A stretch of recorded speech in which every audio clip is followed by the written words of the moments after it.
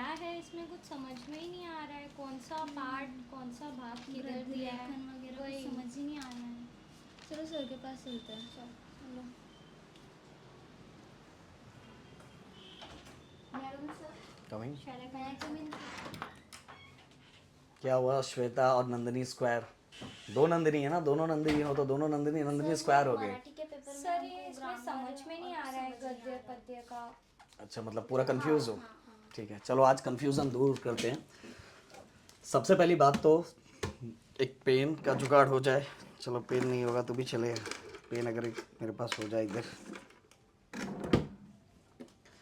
सबसे पहले आपको जब बोर्ड में क्वेश्चन पेपर मिलता है तो क्वेश्चन पेपर में आपको सीट नंबर यहाँ डालना रहता है। वो डालोगे नहीं डालोगे तो भी चलेगा। और आपको पहले ये चेक कर लेना है कि ये मराठी का पेपर आपका ही है कि किसी और का है। मतलब किसी और का मतलब, क्योंकि मराठी मीडियम का भी मराठी का पेपर होता है, तो इसके अंदर सेकेंड और थर्ड लैंग्वेज लिखा रहेगा। इससे अपने को पता चल जाएगा मराठी का पेपर आपका है।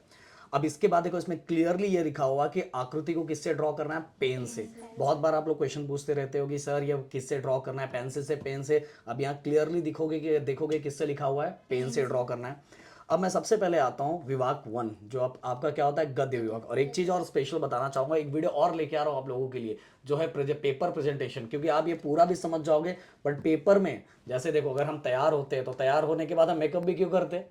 क्योंकि हम और अच्छा दिखे ना। तो इसको भी तैयार होने के बाद हमें हमें लिखने के बाद भी और क्या करना है, अच्छे से प्रेजेंट करना है, तो उसको मेकअप करना पड़ेगा। मेकअप करने के लिए क्या करना पड़ेगा, अच्छे से पेपर को प्रेजेंट करना पड़ेगा। तो एग्जामिनर जो पेपर चेकर होता है ना, अगर उसके सामने हम पेपर को और अच्छे से प्रेजेंट करेंगे तो हमारा पेपर, ये नहीं कि 4 का 5 नहीं मिलेगा, 4 मार्क्स का तो 5 मार्क्स नहीं मिलेगा, पर हमारे मार्क्स कटेंगे भी नहीं। क्योंकि लैंग्वेजेस में टीचर के हाथ में रहता है कि कितने भी मार्क्स को कट कर सकते हैं या कितने भी मार्क्स को वो हमें दे सकते हैं, बट कितना, एक लिमिट। ये नहीं कि 4 का 5 देंगे। अब विभाग 1 की बात करूं तो गद्य विभाग है, पैसेज वाला, और ये आपके बुक का ही होता है। बट बच्चे बहुत बार कंफ्यूज होते हैं, सर जैसे वो ये उठाते हैं तो उनको यही बस दिखाई देता है। तो ये मत देखो, सबसे पहले ये देखो, ये। अब आपको बहुत सारे बच्चे क्या करते हैं, सबसे पहले इसको उठाते हैं, एक क्वेश्चन देखा, एक क्वेश्चन देखा, और फिर इसमें ढूंढना स्टार्ट करते हैं। मेरे ख्याल से आप लोग में से भी बहुत लोग ये करते होंगे, एक क्वेश्चन पढ़ा और फिर इसमें से ढूंढना स्टार्ट करते हैं क्या है क्या नहीं है। ऐसा मत करना। सबसे पहले क्या करना है कि ये देखो, अ दिखाई दे रहा है, अ का सेक्शन जहां जाए 1 हो गया, देन इसके बाद 2 हो गया, 3, जब तक आ स्टार्ट ना हो, ये सभी क्वेश्चंस इसी पैराग्राफ के, इसी पैसेज के हैं। तो हमें सबसे पहले ये क्वेश्चन को रीड कर लेना, तीनों क्वेश्चन रीड कर लेना। ये तीनों सभी के सभी क्वेश्चन हमने एक बार रीड कर लिया। अब तीनों क्वेश्चन हमने रीड कर लिया, रीड करने के बाद अगर हम पैसेज रीड करेंगे तो क्या फायदा होगा बताओ, कोई बता सकता है आप में से? हमें आइडिया मिल जाएगा आंसर कौन सा तो हमें ढूंढना बार बार ढूंढने की जरूरत नहीं पड़ेगी। हमारे दिमाग में रहेगा कि क्वेश्चन, नहीं तो बार बार बार बार पढ़ते रहेंगे और इससे हमारा टाइम भी खराब होगा। और ऑलरेडी आप सभी को पता है कि लैंग्वेजेस का टाइम हमारे पास 3 घंटा रहता है, पर 3 घंटा भी कम पड़ जाता है।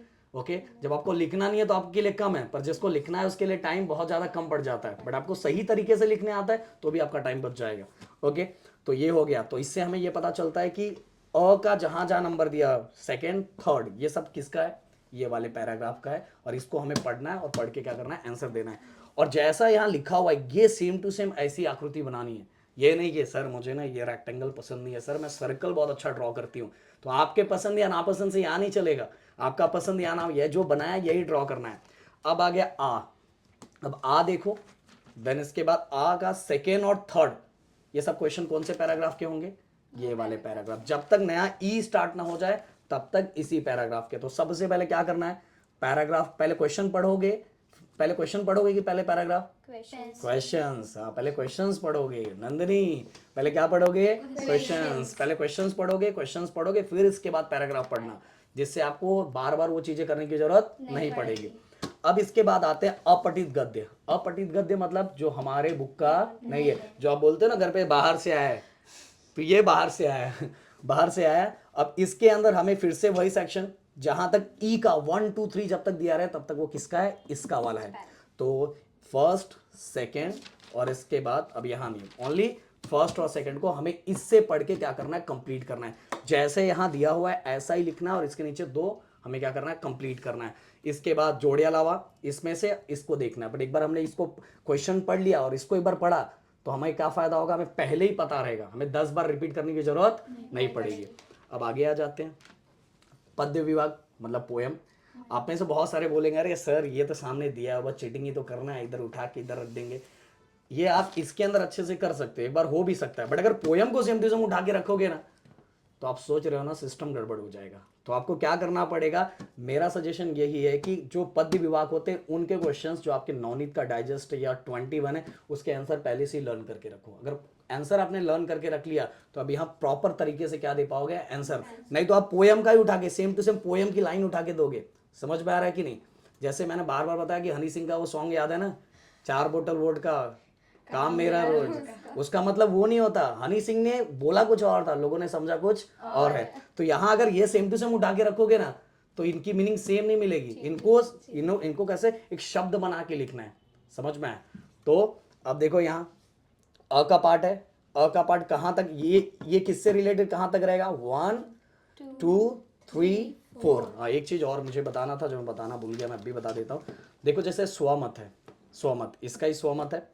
स्वमत हमेशा आप सभी को पता है ये 3 मार्क्स का स्वमत आया, तो याद रखना। अब आपको पता है कि इसके अंदर फेंकना है, आप फिक्स कर लेते हो 3 मार्क्स है ना, मतलब फेंकूंगी, इतना बड़ा पेज है फेंकूंगी, नहीं फेंकना भी एक तरीके से रहता है। अब 3 मार्क्स है तो 3 मार्क्स में कितना फेंकना है, ओनली 6 से 7 लाइन, मैक्सिमम 8 लाइन बहुत ज़्यादा हो जाती है, तो कम से कम उतनी लाइनें फेंकनी है, बट इससे रिलेटेड फेंकना है। और फेंकने के टाइम याद रखना कि आप जो लिख रहे हो ना वही एग्जामिनर को समझे, आपकी जो भाषा है ना वो समझे, रिमिक्स मत कर देना, नहीं तो आप लोग रिमिक्स कर देते हो, मिक्स कर देते हो, तो वैसा करने की जरूरत नहीं। आपको जो शब्द लिखने आता है वही शब्द इसके अंदर लिखना है। जो शब्द आपको लिखने नहीं है पीछे लिख के एक बार चेक कर लेने का, मेरे को लिखने आ रहा है कि नहीं लिख रहा है, नहीं तो स्वमत में हमारे मार्क्स कट जाते हैं। तो हम यहाँ पहुंच गए।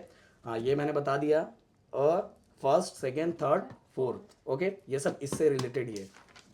अब आ जाते हैं हाँ ये वाला मतलब नया क्वेश्चन, जिसके अंदर आप सभी को देखो कविता के बारे में। इसमें 2 ऑप्शन दिया हुआ है, 2 दिवस या किंवा स्वप्न करूं साकार।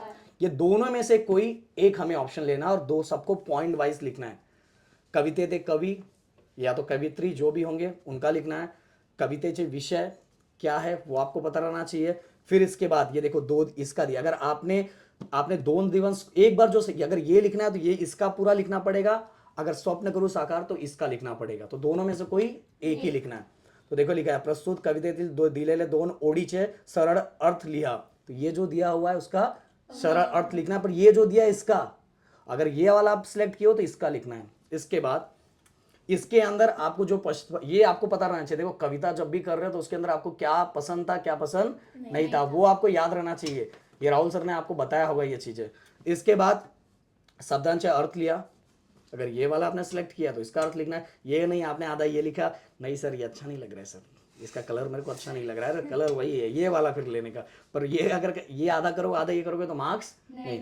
पहले ही फिक्स कर लो कि आपको कौन सा पसंद है, ये पसंद है या ये पसंद है, यहाँ आपका पसंद चल जाएगा।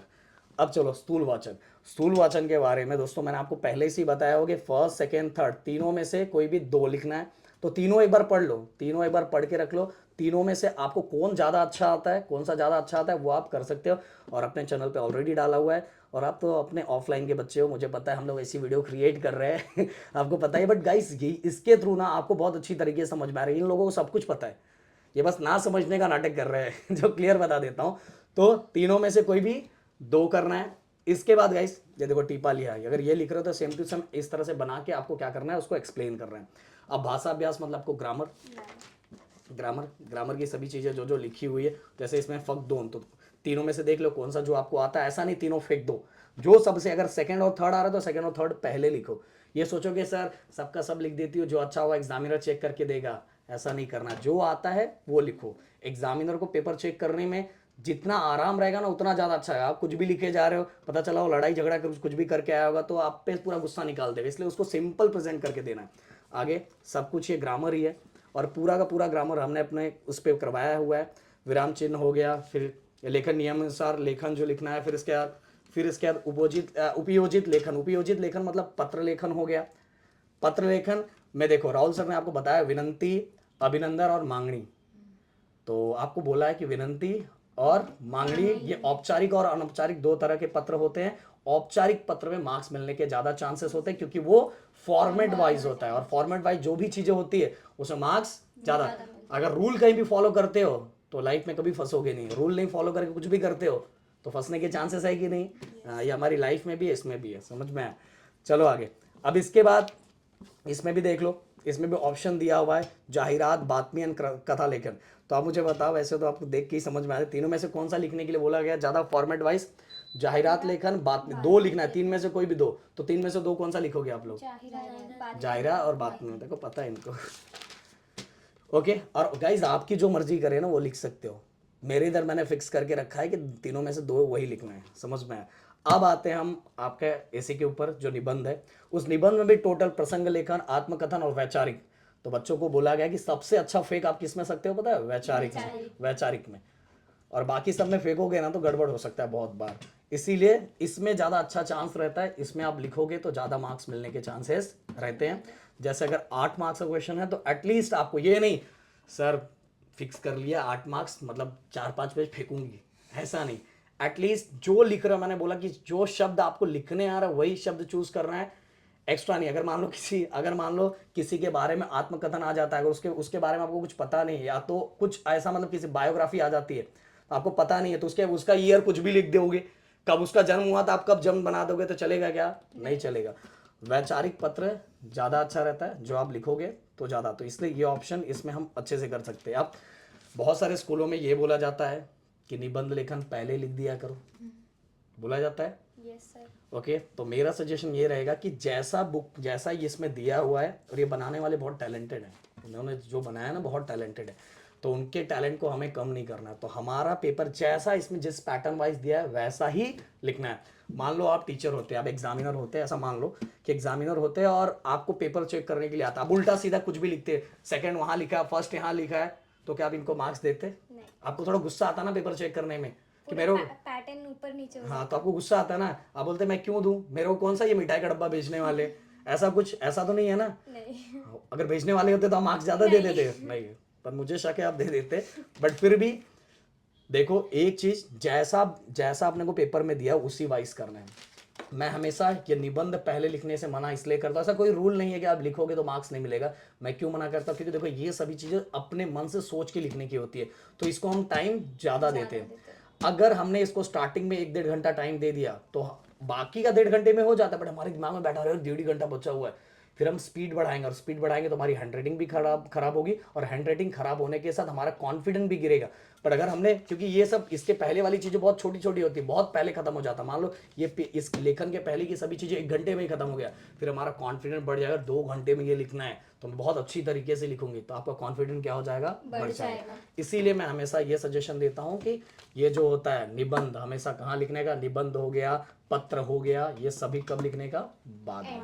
ओके, सो गाइस शायद से आपको चीज़ें समझ में आ गई जो चीज़ें मैंने बताई। ये जो है आपका मराठी का पेपर, ये मराठी के पेपर को आपको जिस तरह से इस, और ऑलरेडी लैंग्वेजेस का जो है, लैंग्वेजेस से रिलेटेड भी चीज़ें हम लोग लाने वाले हैं। और सबसे बड़ी बात, ये सभी बोर्ड के रूल वाइज लिखो। मैं बोलूँगा बहुत सारे टीचर्स, अगर मैं इंग्लिश की बात करूँ तो इंग्लिश के अंदर जो लेटर है उसको लेके कंफ्यूज है, कोई बोलते इधर लिखो, कोई बोलते इधर लिखो। एक्चुअल बोर्ड का क्या फॉर्मेट है वो आपको जीटी पे ही मिलेगा, आपको पता चलेगा कि अकॉर्डिंग टू बोर्ड हमें किस तरह से लिखना है।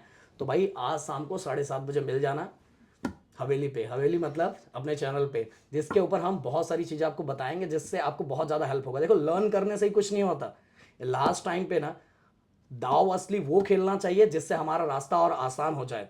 मैंने बोला 2 तरह का काम होता है, एक काम गधा वर्क होता है, एक स्मार्ट वर्क होता है। तो आप कौन सा काम इस समय कर रहे हैं वो बहुत ज़रूरी है।